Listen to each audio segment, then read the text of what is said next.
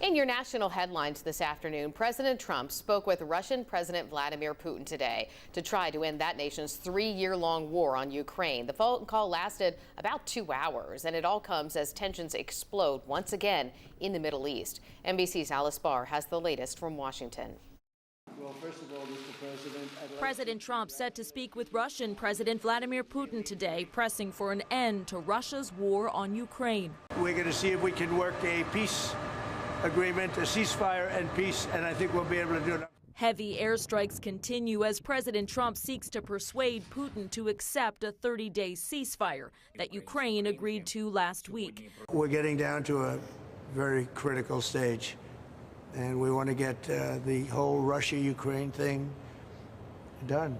It comes as Israel began launching extensive airstrikes against Hamas targets in Gaza overnight, killing more than 250, according to health officials in the Hamas-run territory. Israeli officials accusing Hamas of failing to return hostages as part of a fragile ceasefire agreement and vowing to act with increasing military force. Israel will not stop until all of our hostages are back home. The White House says the Israelis consulted Trump officials about the attacks. That as the Trump administration is defending against new criticism of its deportations of more than 130 alleged Venezuelan gang members to a prison in El Salvador under a rarely used 1798 statute that does not require due process during wartime.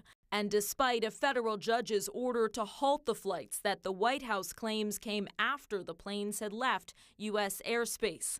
In a tense hearing Monday, the judge rebuked a Justice Department lawyer for refusing to answer key questions, the DOJ citing national security concerns as Trump officials promised to press ahead.